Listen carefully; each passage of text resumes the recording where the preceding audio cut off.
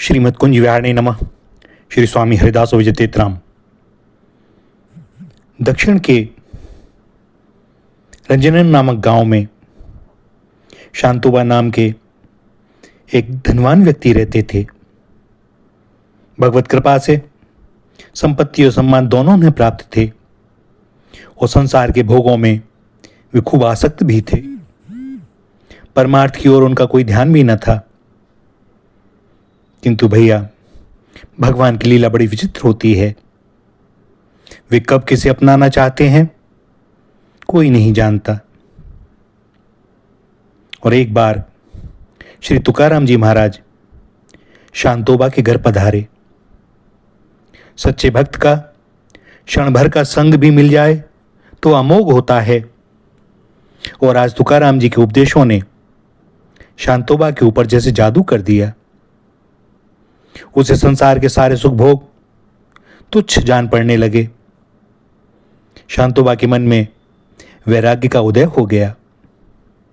वह विचार करने लगे, मैंने कंचन कामनी के जाल में फंसकर अपनी आयु व्यर्थ ही खो दी। अब न जाने कितनी बची है, किंतु आज तक क्या मुझे इन भोगों को भोगते हुए कभी तृप्ति मिली? जितना मैंने भोगा उतनी तृष्णा बढ़ती जाती है। विषयों से अतृप्ति, अशांति और दुख भी मिलता है। मानो अग्नि में हम घी डाल रहे हों तो अग्नि और भड़कती है। अब न जाने मेरी क्या गति होगी। श्री हरि के अभय चरण मैं इस जन्म में प्राप्त कर भी पाऊंगा कि नहीं। और ऐसा विचार करते करते शांतोबा ने अपने चित्त को एकाग्र किया और अपनी संपत्ति का बहुत सारा भाग दीन दुखियों को बांट दिया। घर परिवार का मोह छोड़कर वे निकल पड़े। एक लंगोटी के अतिरिक्त उनके पास कुछ ना था। वे चलते गए। भीमा नदी में उस समय बाढ़ आई हुई थी, किंतु जो संसार सागर से पार होने निकला हो उसे नदी से, बाढ़ से कैसा भय। तैर कर नदी पार की और दूसरे तट के पर्वत पर चढ़ गए। पर्वत एवं वन की शोभा देखकर उनका चित्त वहां लग गया और वहीं एक एकांत गुफा में बैठकर वह भजन करने लगे। इधर शांतोबा के घर वालों को उनका वन में जाना बड़ा कष्टदायक प्रतीत हुआ। सो उन्होंने आपस में विचार कर शांतोबा की पत्नी को उनके पास भेजने का निश्चय किया कि सुशील सुंदरी पत्नी के मोह में पड़कर वे वापस घर लौट आएंगे। और शांतोबा की पत्नी भी अपने पति के पास जाने के लिए उत्सुक थी। उसने विचार किया कि मेरे लिए तो पतिदेव के चरणों को छोड़कर और कोई गति है नहीं। वे मेरे साथ कदाचित लौट आवें तो ठीक, नहीं तो वे जहां रहेंगे वहीं मैं भी रहूंगी। और वह पतिव्रता स्त्री उस घोर वन में शांतोबा के पास पहुंची और सिर झुकाकर खड़ी हो गई। शांतोबा के मन में अब अपनी पत्नी के आने से भी तनिक सा भी मोह का भाव नहीं जागृत हुआ। वे अपने भजन में लगे रहे। तब वह साध्वी शांतोबा के चरणों में गिर पड़ी और बोली, हे नाथ, आप हम लोगों को छोड़कर यहां भगवान की आराधना करने चले आए, यह तो ठीक है, किंतु हे देव, मैं आपको छोड़कर किसी दूसरे भगवान को नहीं जानती। मैं तो आपके चरणों की सेवा करने यहां आई हूं। आप इस दासी को अपने आश्रय से अलग न करें। और यह कहते कहते उसका गला भर गया और रोने लगी। शांतोबा में अब विकार का कोई नामो निशान नहीं था, किंतु स्त्री के प्रति पति का कुछ कर्तव्य होता है। नारी केवल काम वासना की तृप्ति का साधन ही नहीं है, वह पुरुष की अर्धांगिनी है। सो कर्तव्य विचार कर शांतोबा ने कहा, यदि तुम मेरी तरह यहां रह सको तो तुम यहां रह सकती हो, किंतु बहुमूल्य वस्त्र और आभूषण उतार कर तुम्हें सादे कपड़े पहनकर रहना होगा।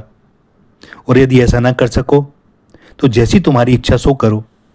तुम अपने मार्ग से चलो, मुझे अपने मार्ग से चलने दो।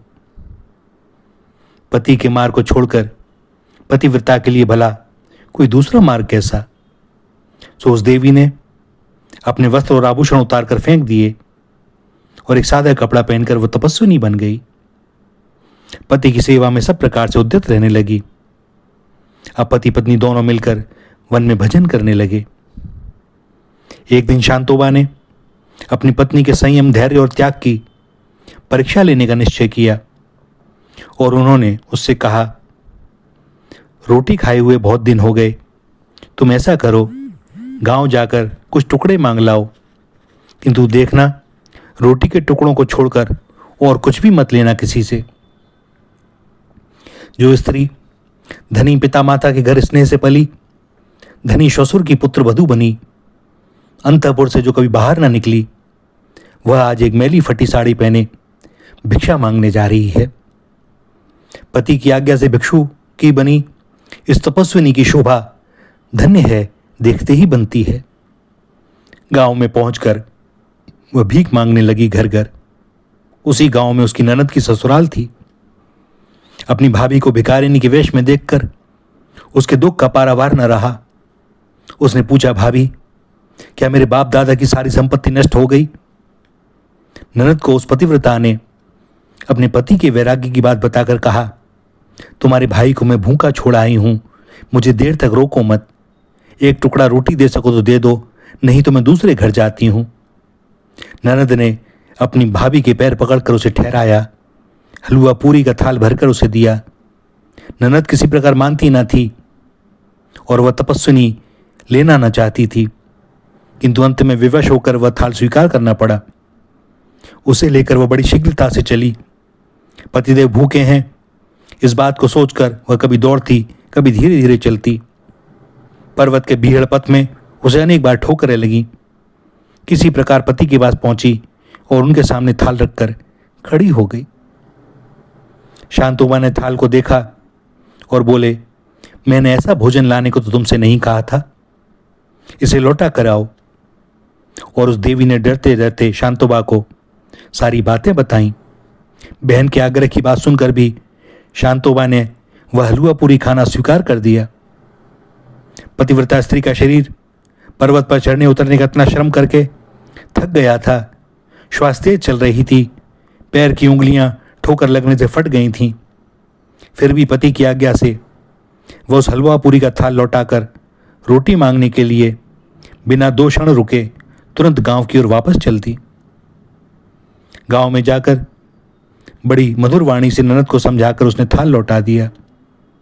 कुछ घरों से रोटी के टुकड़े मांगे, क्योंकि एक ही घर से रोटियां लाने को भी पतिदेव ने मना कर दिया था।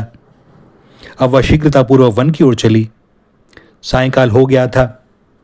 कुछ दूर जाते ही आकाश घटाओं से ढक गया। मूसलाधार वर्षा होने लगी। आज जो रोटियां उस पतिव्रता के हाथ में हैं, वे उसे प्राणों से भी प्रिय हैं, क्योंकि इससे उसके देवता की भूख दूर होगी। सो उन रोटियों को बचाने के लिए अपनी फटी साड़ी को लपेटती चली गई ताकि वे भीगे ना। वर्षा में भीगकर उसका शरीर थरथर कांपने लगा। वर्षा के कारण भीमा नदी में पानी बढ़ गया और बढ़ी हुई भीमा की तरंगों में भला कोई नौका पार हो सकती है? नदी के किनारे पहुंचकर उस देवी के नेत्रों से भी वर्षा होने लगी। वह रोती हुई बोली, संध्या होने को आई, मेरे स्वामी सवेरे से भूखे हैं, ये रोटी के टुकड़े उनके पास कैसे पहुंचाऊं? हे दया में प्रभु, हे सर्वेश्वर भगवान, क्या तुम मेरे ऊपर दया न करोगे? और ऐसी पतिव्रता की करुण पुकार पर भी यदि वे सर्वेश्वर दौड़ न पड़ते तो कौन उन्हें दया सिंधु कहता? वे केवट का रूप लेकर उपस्थित हुए और बोले, बहन, इस वर्षा में तुम अकेली यहां किस लिए भीग रही हो? वह सती पांडुरंग प्रभु को पुकार रही थी। नाविक का परम मधुर स्वर सुनकर उसके नेत्र खुले। वह बोली, भाई, अवश्य ही करुणा सागर भगवान विट्ठल ने तुम्हें भेजा है। तुम्हारी कृपा के बिना मैं आज भीमा को पार नहीं कर सकती। तुम मेरे बड़े भाई हो।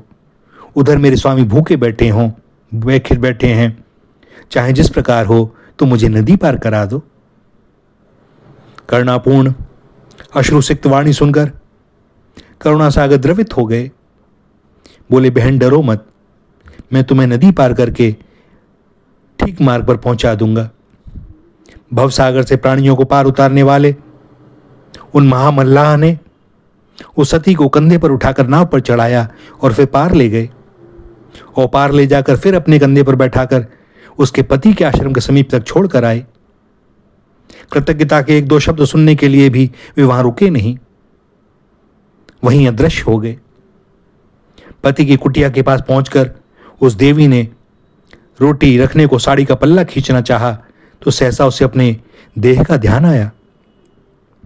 वर्षा से रोटी को बचाने के लिए वह उस पर बराबर अपनी साड़ी लपेटती चली गई थी, क्योंकि उस समय तो उसे केवल रोटी को बचाने का ध्यान था। अब जो देखा कि पूरी साड़ी रोटी पर ही लिपटी हुई है, उसके शरीर पर तो वस्त्र है ही नहीं, उसे बड़ा क्षोभ हुआ। पता नहीं केवट ने क्या सोचा होगा। बड़ी लज्जा आई उसे, और रोटियों पर से साड़ी उतारकर उसने पहन ली। पति के पास जाकर उनके चरणों में प्रणाम करके रोटी के टुकड़े उसने उनके सामने रख दिए, किंतु शांतोबा ने अब रोटियों की ओर देखा भी नहीं। वे एकटक अपनी पत्नी की ओर देख रहे थे। आज उनकी पत्नी के शरीर में इतना दिव्य तेज, इतना सौंदर्य, इतना सात्विक आकर्षण कहां से आया?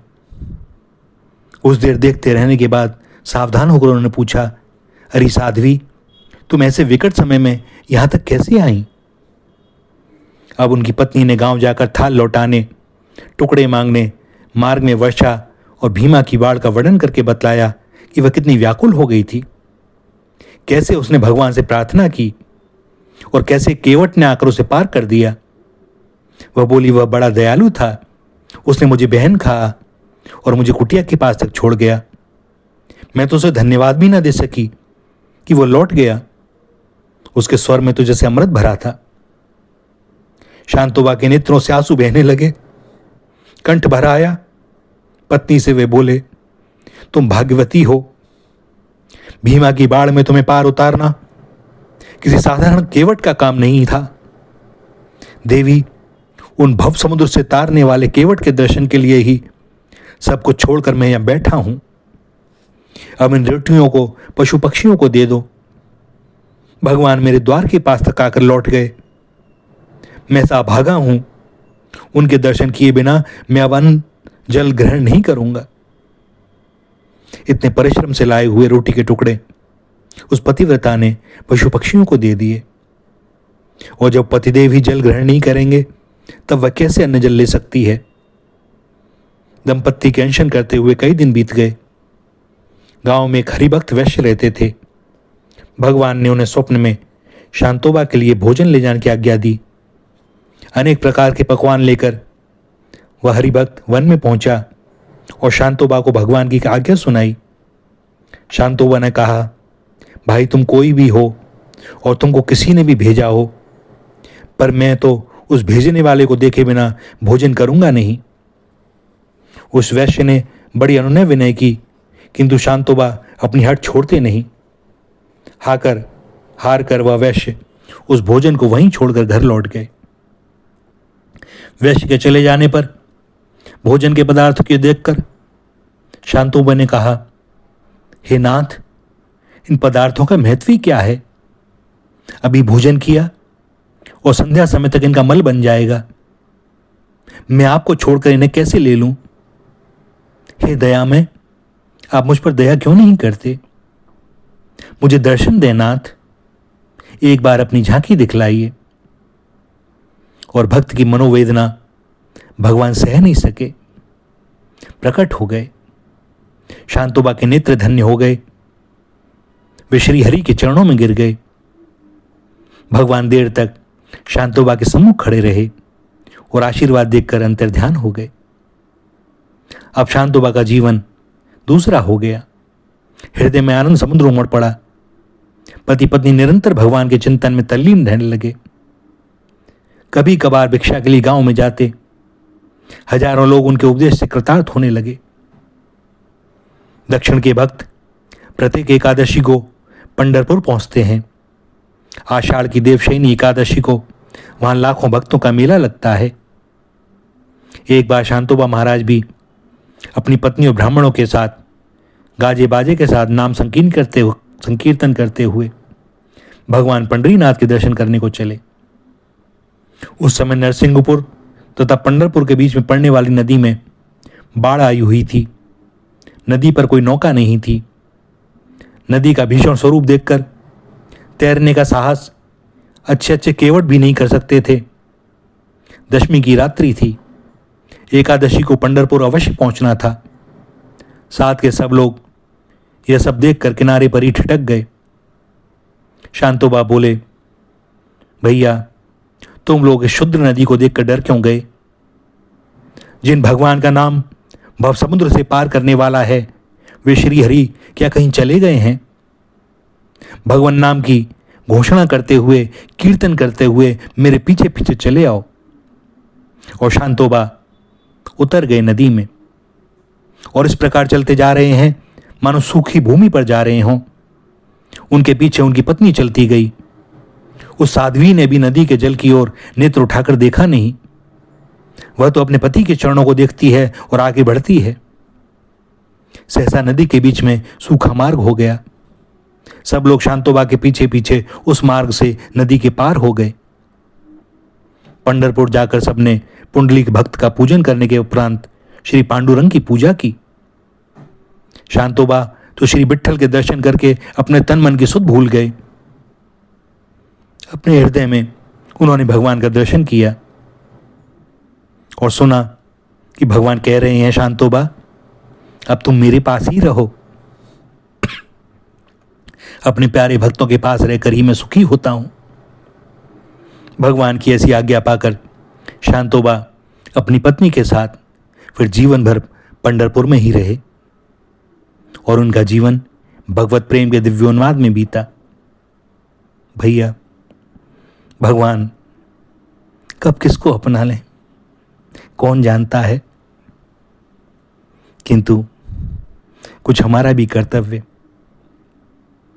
कि हम उनका नाम तो लें, उनका स्मरण तो करें। और उनकी कृपा तो उनकी कृपा है, उनकी कृपा की बात न पूछो। श्री राधा श्री राधा श्री राधा।